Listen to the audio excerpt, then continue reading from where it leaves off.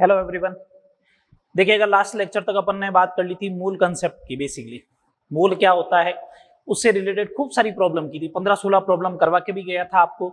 आज अपन बात करने वाले हैं atomic mass unit and then problem related to chemical reaction. सबसे पहले बात करते हैं एएमयू होता क्या है। AMU atomic mass unit full form. Hindi में क्या बोलते हो इसको तुम लोग? एटॉमिक का परमाणु द्रव्यमान मात्रक, परमाणु द्रव्यमान मात्रक ये बोला जाएगा। चलो क्या होता है समझे बात को। फर्स्ट डेफिनेशन, ठीक है। कार्बन 12 के एक परमाणु के द्रव्यमान का, एक परमाणु के द्रव्यमान का 1/12 भाग परमाणु द्रव्यमान मात्रक कहलाता है। ठीक है।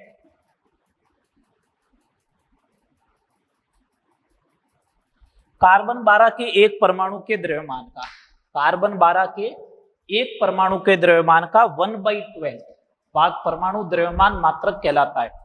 Means 1 AMU is equal to 1/12 into C12 के एक परमाणु का द्रव्यमान।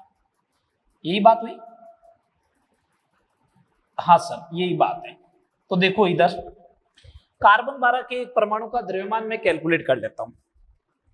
मैंने कहा Na परमाणु होते हैं कार्बन 12 के, तो उसका द्रव्यमान कितना होता है? Na मतलब एक मोल, एक मोल का मतलब एटॉमिक वेट और यूनिट क्या लगानी? ग्राम, तो 12 ग्राम। तो एक परमाणु का द्रव्यमान कितना हो जाएगा? 12/Na और ये ग्राम। ये आ गया एक परमाणु का द्रव्यमान। इसको कहां पे पुट करना है? इस वाली इक्वेशन में पुट कर दो। तो 1 AMU is equal to 1/12 into 12/Na और ये ग्राम। 12 से 12 cancel, 1 AMU is equal to 1/Na ग्राम। Na की वैल्यू पुट करोगे तो 1.67 इंटू 10⁻⁻24 ग्राम ये आ जाएगा। तो 1 AMU is equal to 1/Na ग्राम होगा, 1 AMU is equal to 1/Na ग्राम होगा, या फिर 1.67 इंटू 10⁻⁻24 ग्राम होगा। ये होगा 1 AMU। बेसिकली बोले तो बात समझ में आ रही है? चले आगे, अब समझे बात, अब समझना आगे बात को। ये तो AMU की बात हो गई। अब मैं आपको कुछ एक बात और बताना जा रहा हूं। आपने कहा कार्बन 12 के एक परमाणु का द्रव्यमान कितना है? कार्बन 12 के एक परमाणु का द्रव्यमान कितना है? मैंने कैलकुलेट किया था ना ये अलग से। ये देखो ये रहा 12/Na और ग्राम। एक बात बताओ, ये ग्राम अपॉन Na बन गया, ये देखो। तो ये किसके बराबर हो गया? AMU के। तो ये क्या हो गया? 12 AMU। तो कार्बन 12 के एक परमाणु का द्रव्यमान कितना हो गया? 12 AMU। बेटा 12 तो पहले भी लिखा था, कार्बन के परमाणु द्रव्यमान कितना होता है? 12। लेकिन अगर एक परमाणु है तो यूनिट क्या हो गई? AMU। और एक मोल होता तो ग्राम, एक मोल होता तो ग्राम। देखो इसका मतलब ओवरऑल बात ये हुई, ओवरऑल बात ये हुई, एक मोल परमाणु का जो द्रव्यमान होता है, एक मोल परमाणु का जो द्रव्यमान होता है वो एटॉमिक वेट के बराबर ही होता है, लेकिन यूनिट क्या होती है? ग्राम। एक मोल की जगह इस बार एक परमाणु के द्रव्यमान की बात हो, एक परमाणु का द्रव्यमान हो तो भी एटॉमिक वेट होगा, लेकिन यूनिट क्या हो जाएगी? AMU atomic mass unit. बात आ रही है समझ में? ठीक है, अब समझो बात को, अब समझना बात को। तो एग्जाम्पल लिया, जैसे मेरे को बोला गया एक मोल ऐसा बोल दिया, जैसे मान लो कैल्शियम है, कैल्शियम परमाणु का द्रव्यमान। तो मैं क्या करूंगा, एक मोल है तो एटॉमिक वेट 40 और पीछे यूनिट ग्राम। मेरे को बोले एक कैल्शियम परमाणु का द्रव्यमान कितना होगा, एक कैल्शियम परमाणु का द्रव्यमान कितना होगा 40 और यूनिट क्या आ जाएगी एम, क्या आ जाएगी 40 एम। बात क्लियर। एक मोल कैल्शियम परमाणु का द्रव्यमान 40 ग्राम, एक कैल्शियम परमाणु का द्रव्यमान 40 एम। ओके, बात क्लियर सारी, कोई डाउट है तो बोलो, नहीं? चलो अब इसके ऊपर क्वेश्चन देखते हैं। अब इसके ऊपर क्वेश्चन देखते हैं। क्वेश्चन से पहले मैं एक और पॉइंट बता रहा हूं, ध्यान रहे। ग्राम के बाद में कभी भी परमाणु लिखा हुआ हो, ग्राम के बाद में कभी भी अणु लिखा हुआ हो, ग्राम के बाद में कभी भी आयन लिखा हुआ हो, इसका मतलब ये मोल ही होते हैं। ये सारे क्या होते हैं, मोल के बराबर होते हैं। ग्राम परमाणु, ग्राम अणु या ग्राम आयन। क्यों? यूनिट क्या लग रही है, ग्राम लग रही है मोल की। आ रही बात समझ में? ग्राम परमाणु बोलो, ग्राम अणु बोलो, ग्राम आयन, वो किसके बराबर होगा, मोल्स के बराबर होगा। चलिएगा अब इसके ऊपर क्वेश्चन देखते हैं अपन, एएमयू से रिलेटेड।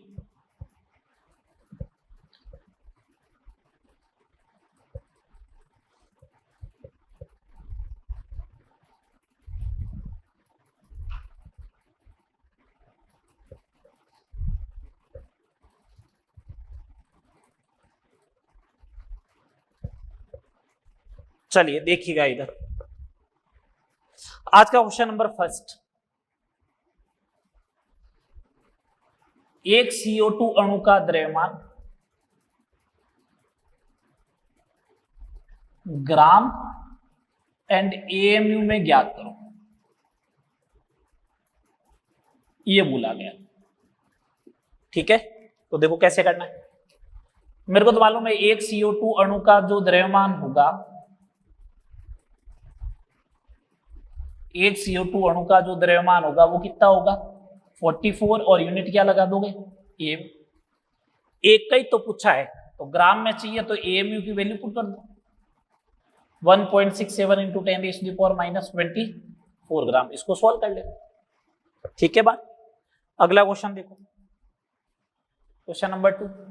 क्या 100 एएमयू में 100 एएमयू में हीलियम परमाणुओं की संख्या ज्ञात करो।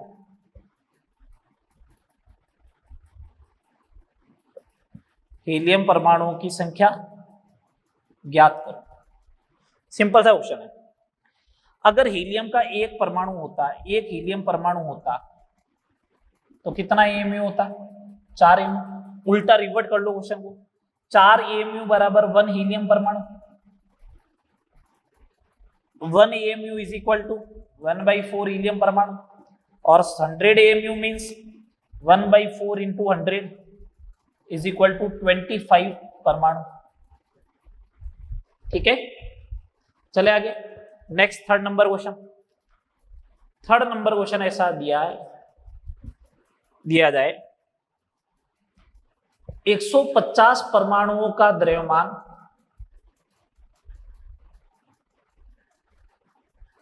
9000 एएमयू है, 240 ग्राम में परमाणुओं के मूलों की संख्या ज्ञात करो।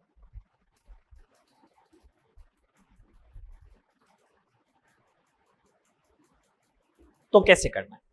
तो मैंने कहा कोई बात नहीं, सिंपल सा है। 150 परमाणु हैं, उनका द्रव्यमान कितना आया 9000 एएमयू। एक परमाणु is equal to 9000 divide by 150, 60 AMU आ गया। ये तो एक परमाणु का द्रव्यमान।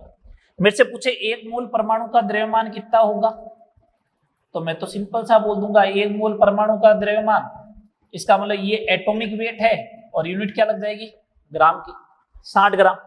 कितना दे रखा है 240 ग्राम दे रखा है, मतलब इधर 4 से मल्टीप्लाई किया तो इधर कितना हो जाएगा 4 मोल परमाणु। और मेरे को पूछा क्या है कितने मोल परमाणु होंगे, तो आंसर क्या हो गया 4 मोल।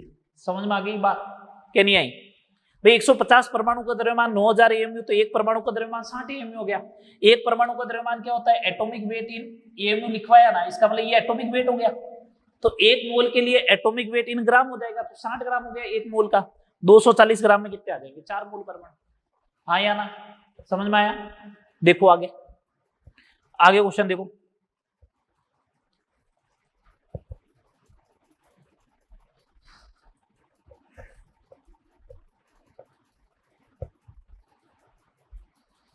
अगला क्वेश्चन देखो।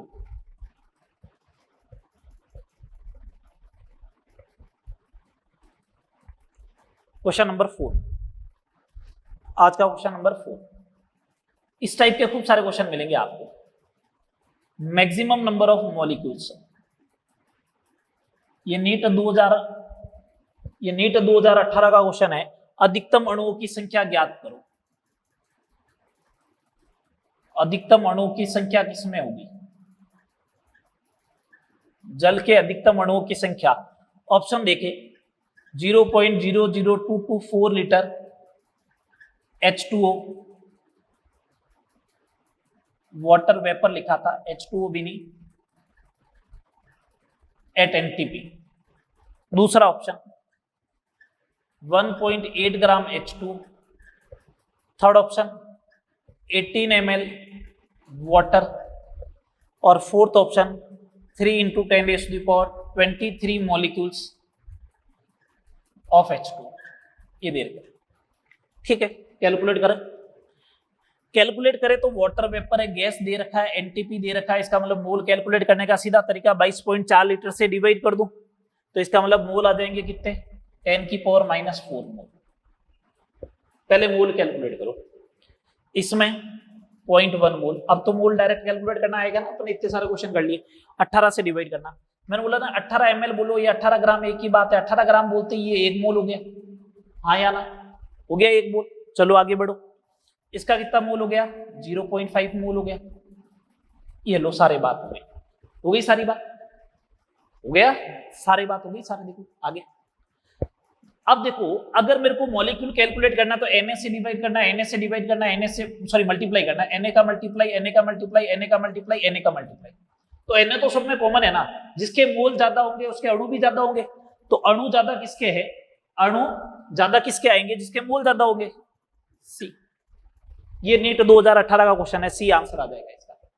इसी टाइप का क्वेश्चन एक और देखे, ये तो अणु का था, मैं अब पूछ रहा हूं मैक्सिमम नंबर ऑफ एटम किसमें होंगे।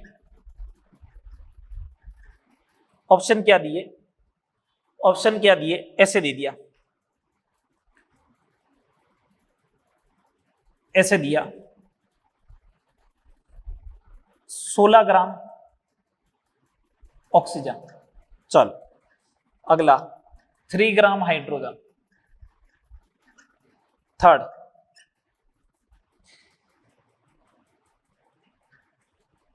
84 ग्राम Fe। और अगला 54 ग्राम सिल्वर। एटम पूछा है, ठीक है।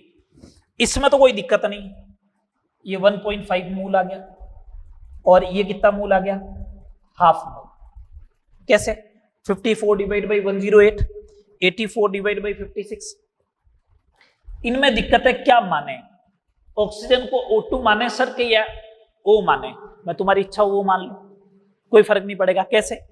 अगर तुमने O माना तो इसका मतलब ये एटम ही कैलकुलेट होंगे, तो 16 से डिवाइड कर दो, 16 डिवाइड बाई 16, इसका मतलब 1 मोल ऑक्सीजन एटम आ गए, है ना। इधर हाइड्रोजन को H माना, 3 डिवाइड बाई 1, 3 मोल एटम आ गए। तो सबसे ज्यादा किसके आगे? बी के। सबसे ज्यादा किसके आगे? बी के। लेकिन सर एक डाउट है। क्या डाउट है? अगर मैं इसको O2 मानता तो मैंने कहा कोई फर्क नहीं पड़ता। कैसे? O2 मानता तो 16/32 करता, कितना मोल आता? 0.5 मोल O2 का आता। परमाणुओं की संख्या क्या होती है? अणुओं की संख्या मल्टीप्लाई बाई परमाणुकता, तो वापस कितना मोल आता? 1। ये देखो 1 ही था। बात क्लियर?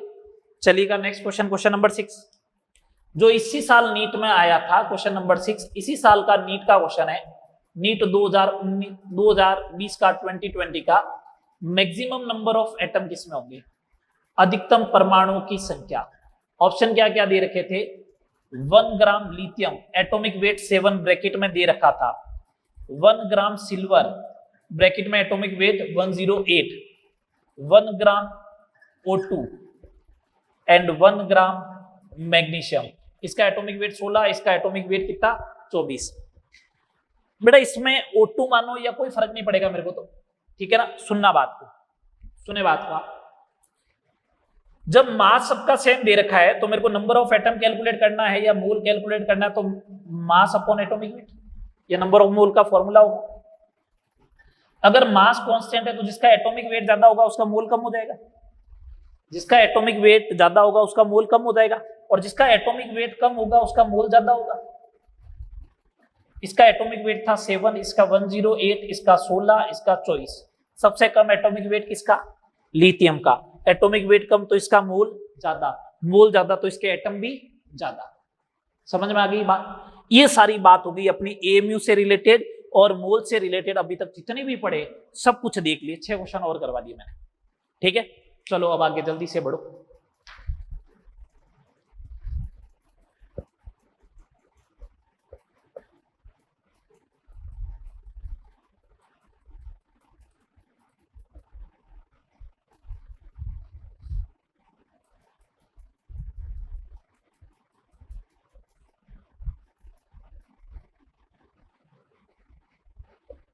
चलिएगा नेक्स्ट। अब अपनी हेडिंग ये है, problems related to chemical reaction. Heading अपनी ये, ठीक है, problems related to chemical reaction. Theoretical part कुछ नहीं, सीधा मैं आपको कुछ क्वेश्चन बोलूंगा, उसके अपन को कैलकुलेशन करना है। लेकिन पहले कुछ थ्योरेटिकल पार्ट बता देते हैं। पहले बताते हैं स्टोइकियोमेट्रिक कोफिशिएंट क्या होता है। स्टोइकियोमेट्रिक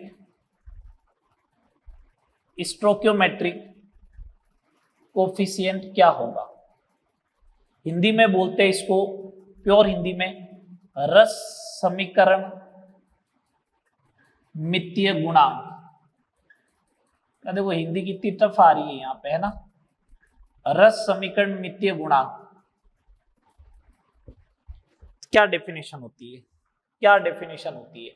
कुछ पॉइंट बना बना के बोल रहा हूं। किसी संतुलित रासायनिक अभिक्रिया में, किसी संतुलित रासायनिक अभिक्रिया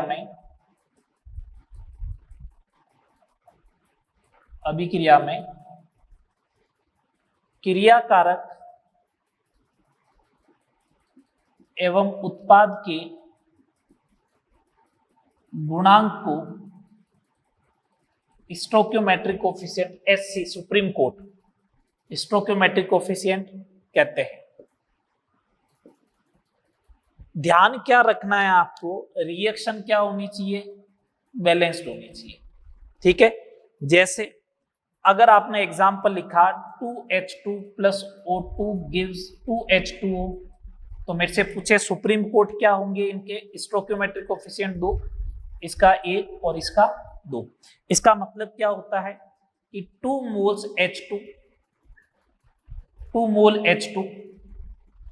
1 मोल O2 से अभिक्रिया कर 2 मोल H2O बनाता है। 2 मोल H2 1 मोल O2 से अभिक्रिया कर 2 मोल H2 1 मोल O2 से अभिक्रिया कर 2 मोल क्या बनाएगा? H2O बनाता है। इसका मतलब ये स्टोइकियोमेट्रिक कोफिशिएंट मोल को ही रिप्रेजेंट करता है। स्टोइकियोमेट्रिक कोफिशिएंट किसको रिप्रेजेंट करता है? मोल को ही रिप्रेजेंट करेगा। आ रही बात समझ में? मोल को ही क्या करेगा? रिप्रेजेंट करेगा। एक और एग्जांपल समझो, जैसे ऐसे लिख दे C plus O2 give CO2। Reaction balance है क्या? हाँ बैलेंस है। तो इसका स्टोइकियोमेट्रिक कोफिशिएंट क्या हो जाएगा? 1 1 1। तो इसका मतलब 1 मोल कार्बन 1 मोल O2 से अभिक्रिया कर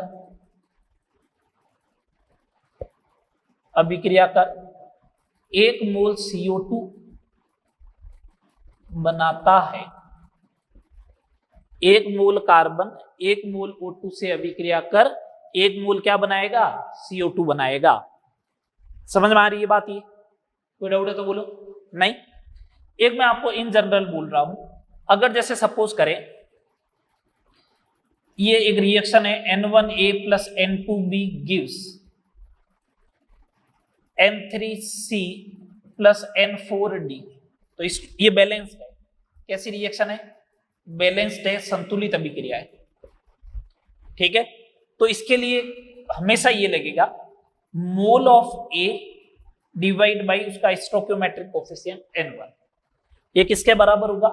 मोल ऑफ बी डिवाइड बाई इसका stoichiometric coefficient is equal to moles of C divide by इसका stoichiometric coefficient, number of moles of D divide by इसका स्टोइकियोमेट्रिक कोफिशिएंट। ये हमेशा बराबर होते हैं, मैं प्रूव करके बता दूं आपको।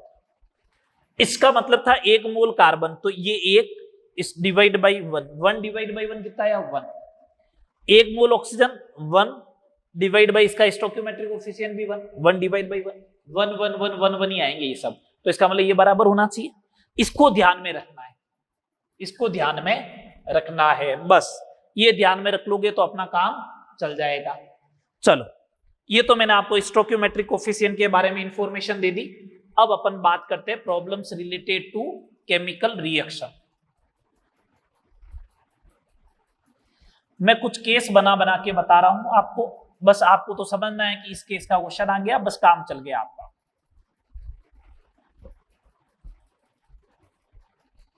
जैसे केस फर्स्ट क्या? केस फर्स्ट 5 केस बताऊंगा। Case first, only 1 reactant is given, केवल एक क्रियाकारक दिया गया हो। Only 1 reactant is given. Question देखिए आप, तो क्वेश्चन देखने केमिकल रिएक्शन से रिलेटेड पहला क्वेश्चन, 3.675 ग्राम KClO3 को गर्म करने पर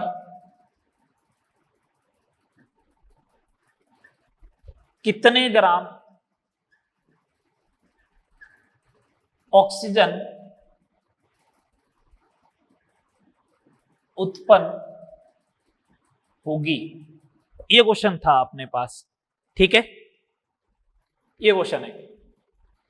तो देखो सिंपल सा क्वेश्चन है, KClO3 है, इसको गर्म किया तो एक तो बनेगा KCl और एक बनेगा O2, रिएक्शन बैलेंस करो, ये हो गई बैलेंस। तो पहले चेक कर लो रिएक्टेंट एक ही तो है, हाँ एक ही, इसका मतलब केस फर्स्ट लगेगा क्या? बिल्कुल लगेगा था। अब सुने आगे बात, KClO3 को हीट करते हो in the presence of manganese dioxide MnO2, तो ऑक्सीजन बनता है, लैब मेथड है ऑक्सीजन बनाने का, इनऑर्गेनिक में पढ़ते हो, ठीक है। मैं ये बोल रहा हूं number of moles of KClO3 divide by 2 is equal to number of moles of KCl divide by 2 is equal to number of moles of O2 divide by 3। सही है क्या बात? सही है। मेरे को किसके बारे में इंफॉर्मेशन गिवन है? KClO3। किसके बारे में पूछी है? O2। तो इन दोनों को बराबर कर दे। Number of moles of KClO3 बराबर कर रहा हूं, number of moles of KClO3 divide by 2 is equal to number of moles of O2 divide by 3। मेरे को कैलकुलेट क्या करना है? O2 के बारे में बात पूछी गई है, तो 3/2 into number of moles of KClO3 3.675 divide by 22.5, 3/2 into 0.3 0.9 divide by 2, इसका मतलब 0.45 मोल आ जाएगा। कितना आ जाएगा? ये O2 के मोल आए। किसके मोल आए? O2 के। O2 के मोल आए तो मास ऑफ ऑक्सीजन कितना हो जाएगा? ऑक्सीजन का द्रव्यमान कितना हो जाएगा? 0.5445 इंटू 32, कितना हो जाएगा? 14.4 ग्राम। कितना हो जाएगा? 14.4 ग्राम। बस सिंपल सा देखो, रिलेशन लगाया, आंसर आ गया। एक क्वेश्चन और देखें, क्वेश्चन नंबर 2। क्वेश्चन नंबर 2 ऐसा है, आपको ये रिएक्शन दे रखी है, 5A कन्वर्ट हो रहा है 2B प्लस 6C। एक ही तो रिएक्टेंट है तो लग जाएगा। C के 0.3 मोल उत्पन्न करने के लिए A के कितने मोल की आवश्यकता होगी? कितने मोल की आवश्यकता होगी। ये क्वेश्चन पूछा है, ये क्वेश्चन आपसे पूछा गया, बहुत सिंपल सा है। अगर ये चीज पूछी गई है तो सिंपल सा मैं ऐसा लगा दूं, एन ए डिवाइड बाई 5, ए और सी के बारे में रिलेशन है तो एन सी बाई 6, तो N A is equal to 5/6 into N C is equal to 0.3, यही तो बात हुई। 5/20, 1/4, 0.25। बोलो हाँ या ना, समझ में आया? चलो आगे बात करते हैं, केस सेकंड लेते हैं। केस सेकंड, हर केस के ऊपर 2-2, 3-3 प्रॉब्लम करेंगे।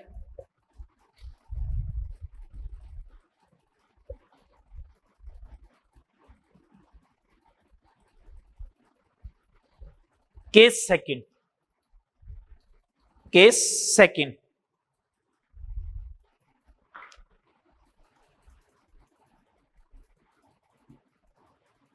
more than one reactant, more than one reactant, but information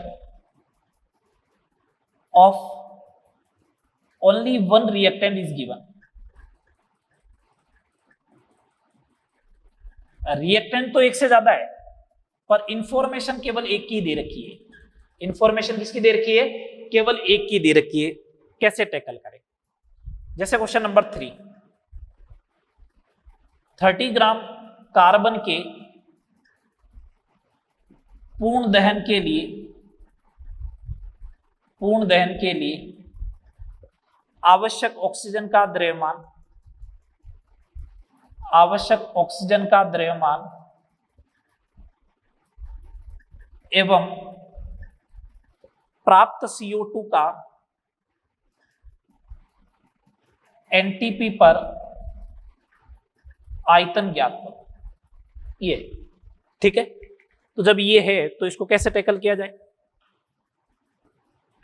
मैंने कहा C+O2 गिव CO2, ये लो बन गया C+O2 कन्वर्ट CO2। चलो, number of moles of carbon divide by 1 is equal to number of moles of O2 divide by 1 is equal to number of moles of CO2 divide by 1। यही तो बात हुई। मेरे को ऑक्सीजन का द्रव्यमान चाहिए तो number of moles of O2 is equal to number of moles of carbon 30 divide by 12 is equal to 2.5 mole आ गया O2 का। द्रव्यमान चाहिए ऑक्सीजन का द्रव्यमान,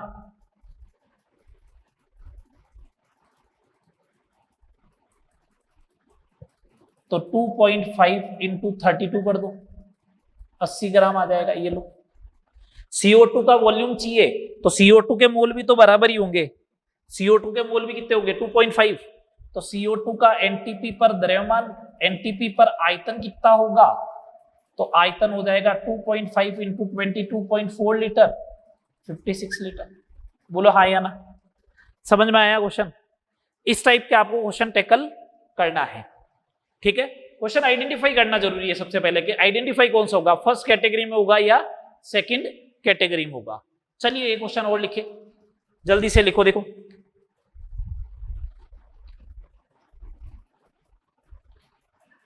पॉइंट 1 मोल आयोडोफॉर्म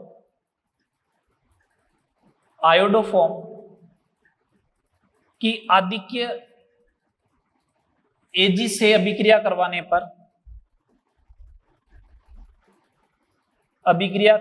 पर प्राप्त गैस का एनटीपी पर आयतन ज्ञात करो। इसमें सबसे बड़ा टास्क ये रिएक्शन लिखना। अगर रिएक्शन लिख दी तो काम हो जाएगा।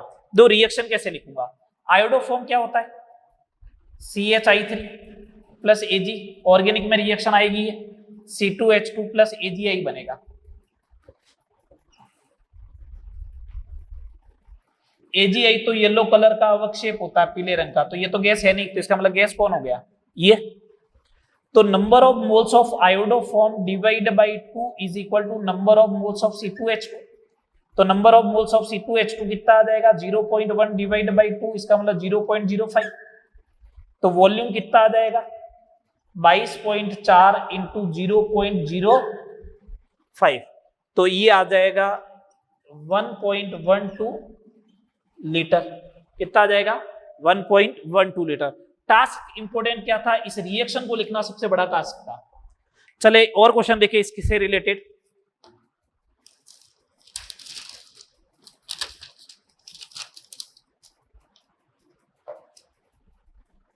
थोड़ा सा अच्छा क्वेश्चन इस बार।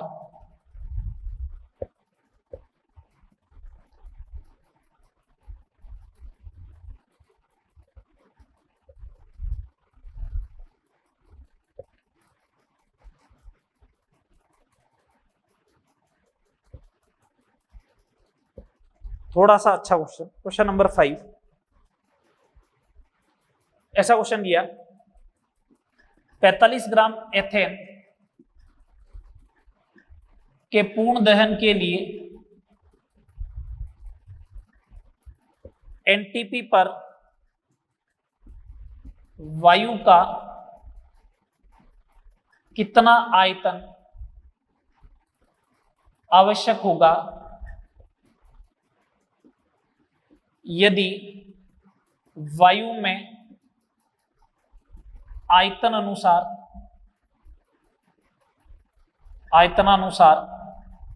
20% ऑक्सीजन है।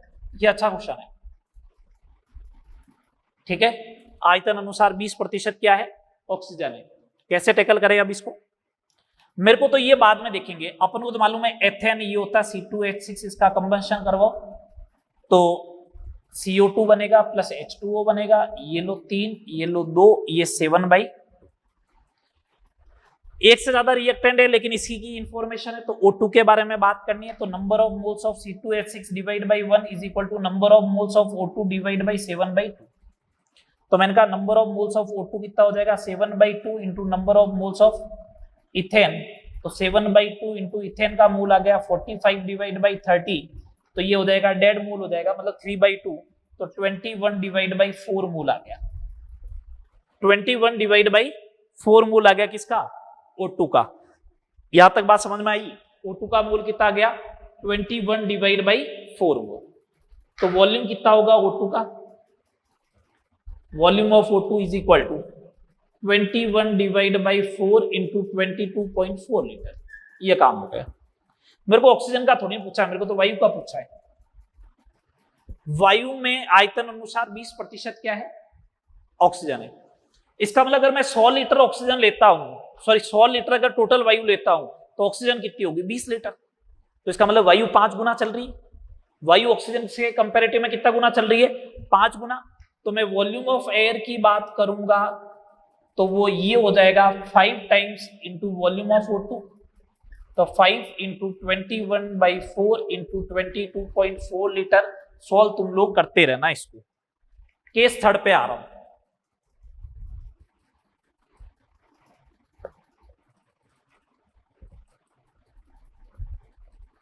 Case third,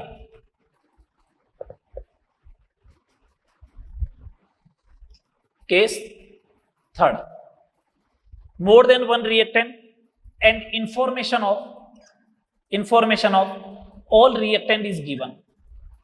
all reactant is given.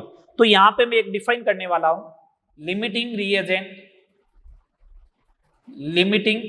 Reagent LR। Hindi में इसको बोलते हैं सीमांत अभिकर्मक। क्या बोलोगे सीमांत अभिकर्मक। क्या बोलेंगे सीमांत अभिकर्मक। क्या होता है देखते हैं डेफिनेशन। वह क्रियाकारक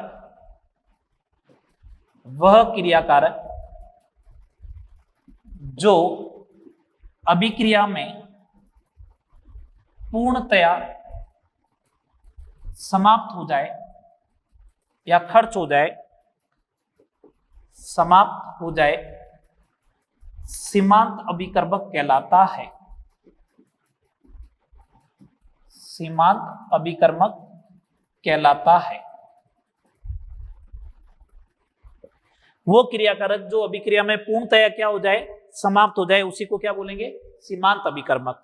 कंडीशन क्या है, आप पहचानोगे कैसे, दो से ज्यादा अगर दे रखे तो पहचानोगे कैसे, तो आपको तो ये करना है, number of moles divide by stoichiometric coefficient mean supreme code, जिसके लिए मिनिमम होगा, न्यूनतम होगा, वही आपके लिए क्या होगा, लिमिटिंग रिएजेंट LR होगा, वही क्या होगा, लिमिटिंग रिएजेंट LR होगा।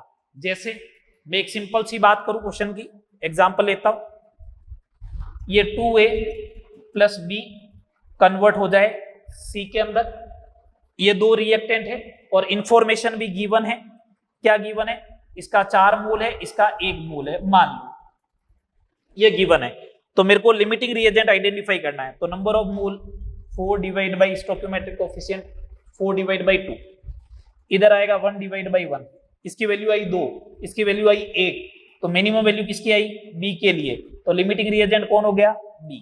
ध्यान रखना लिमिटिंग रिएजेंट क्रिया कारक में से होगा, सीमांत अभिकर्मक किसमें से होगा, क्रिया कारक में से होगा, उत्पाद में से मत दे देना, ठीक है बात, बोलो हाँ या ना, ठीक है।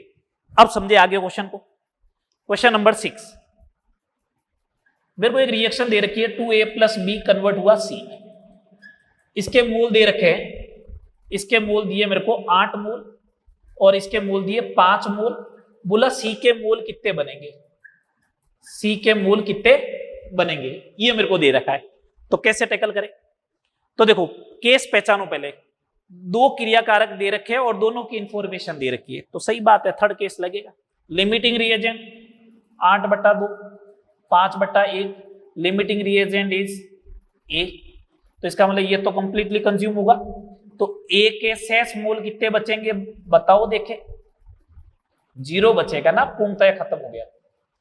अब देखो ये NA divide by 2 is equal to NB divide by 1 is equal to NC divide by 1, ये एप्लीकेबल होगा, तो B के कितने मोल खत्म हुए वो आएंगे, C के कितने मोल बने वो आएंगे, तो B के कितने मोल बने, कितने खत्म हुए, NA डिवाइड बाई 2 8/2, 4 मोल खत्म हो गए, 4 मोल B के खत्म हो गए, तो B के शेष मोल कितने रहे, 5 थे, 4 खत्म हो गए, तो पीछे आ गया 1, NC is equal to NA by 2 4, तो C के कितने मोल बनेंगे, C के मोल बनेंगे कितने 4, समझ में आया।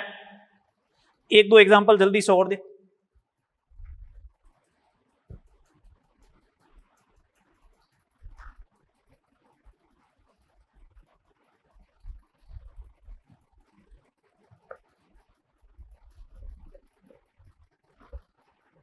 नेक्स्ट देखो, जैसे क्वेश्चन नंबर 7 दिया मैंने, क्वेश्चन नंबर 7 क्या दिया, H2 प्लस I2 कन्वर्ट हुआ 2HI लिखा मैंने, तो मैंने बोला ये 3 ग्राम है, इसका 1 मोल है, बताओ ये कितने ग्राम बनेगा,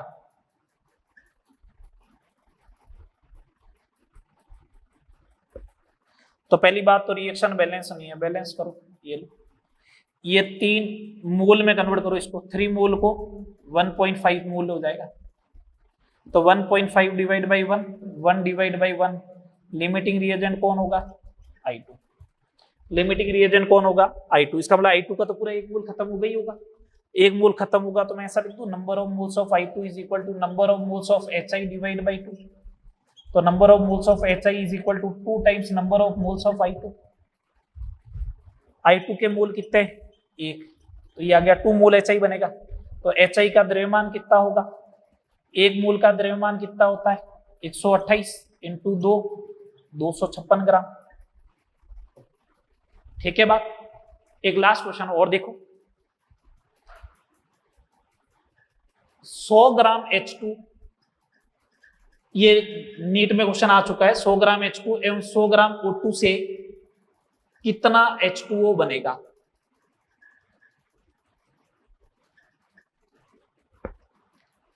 अच्छा H2O2 से H2O बनाना है क्या, 2H2 plus O2 convert 2H2, यही बात हुई, हाँ सर, दो रिएक्टेंट है जी, इंफॉर्मेशन दोनों की गिवन है, चलो ठीक है, 100 ग्राम है, ये भी 100 ग्राम है, तो एक काम करो ना मोल में कन्वर्ट कर लो,